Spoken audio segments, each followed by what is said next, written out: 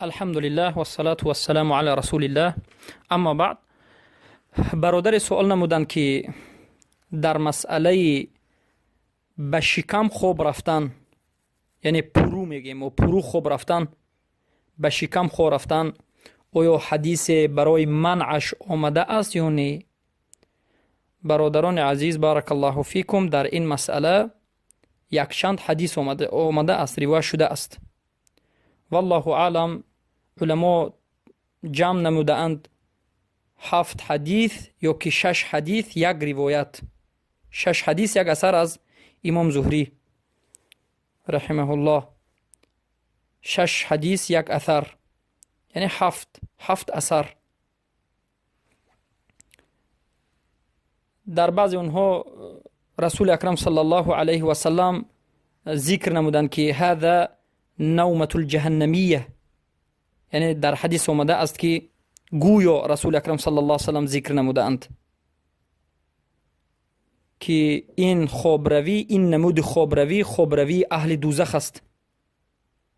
و در روایت دیگر آمده است که رسول اکرم صلی الله علیه و سلم وقتی که به مسجد در مدینه داخل شدند، یک مرد پروب خواب می رفت، به شکمش خواب می رفت، به نوک پایشون زدند و گفتند این خوابروی شیطان است و خوابروی اهل جهنم است.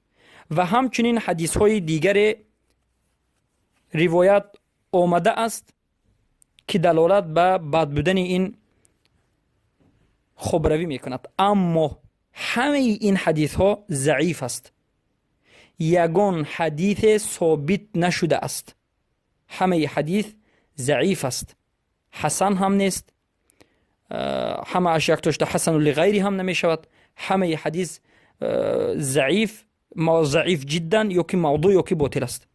یعنی در این مسئله قول صحیح و راجح این است که خواب کردن به شکم جایز است. خیلی که بعضی از علما حتی ذکر نموده اند، گفتند که حتی به حلشوی طعام در معده مساعدت میکند، کمک میکند. وقتی که پرو خوب میروید در معدهتون اگر طعام باشد، در این حالت معده شما را این نمود خوب کردن کمک مینماید. پس این نمود خوب کردن البته باکی ندارد. اما در مسئله خوب کردن، برادران و خواهران عزیزم، یک چیز را بدانید که سنت رسول اکرم صلی الله علیه و سلم البته خوب کردن به طرف راست است، طرف چپ به بالا به طرف راست خوب میکردند.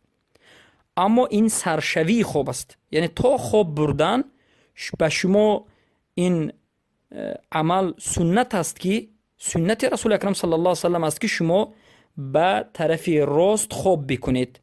اما وقتی که خوب شما برد و بعد از خوب بردن اختیاری بنده از دست می رود، شما تغییر یافتید، به پشت خوب می روید، به پیش خوب می روید، چی نموده که خوب می روید، در این حالت به شما هیچ مسئولیتی نیست، هیچ باکی نداره، چرا که شما خوب هستید و روح شما از شما بیرون شده است.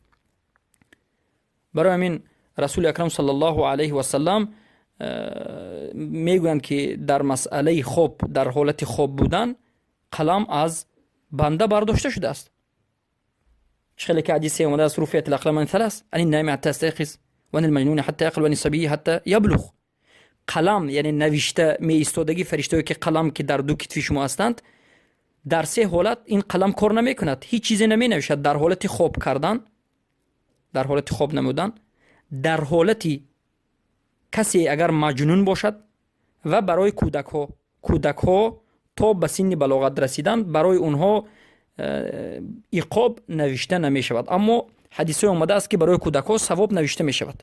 اگر مثلا کودک به حج رود، تا سن بلاغت اگر حج بکند، عمره بکند، قرائت تلاوت بکند، ذکر بکند، نماز خواند، ثواب دارد، اما گناهش نوشته نمی شود. بارک الله فیکم. پس برادران و خواهران عزیز، سنت رسول اکرم صلی الله علیه و سلم است که به تصویر است اول خوب بکنید و این بهترین عمل است. اما اگر کسی با شکم خوب کند، البته ما این رو حرام نمیگوییم. بارک الله فیکم. السلام علیکم و رحمت الله. الحمدلله و الصلاة و السلام علی رسول الله. اما بعد، برادر سوال نمودند که در مسئله به شکم خوب رفتن، یعنی پرو میگیم و پرو خوب رفتن، به شکم خو رفتن آیا حدیث برای منعش آمده است یا نه؟ برادران عزیز بارک الله فیکم، در این مسئله یک چند حدیث آمده است، روایت شده است. والله اعلم علما جمع نموده اند 7 حدیث یا که 6 حدیث یک روایت، 6 حدیث یک اثر از امام زهری رحمه الله، 6 حدیث یک اثر، یعنی 7 اثر. در بعض اونها رسول اکرم صلی الله علیه و سلم ذکر نمودند که هذا نومة الجهنمیه، یعنی در حدیث آمده است که گویا رسول اکرم صلی الله علیه و سلم ذکر نموده اند که این خوابروی، این نمود خوابروی اهل دوزخ است.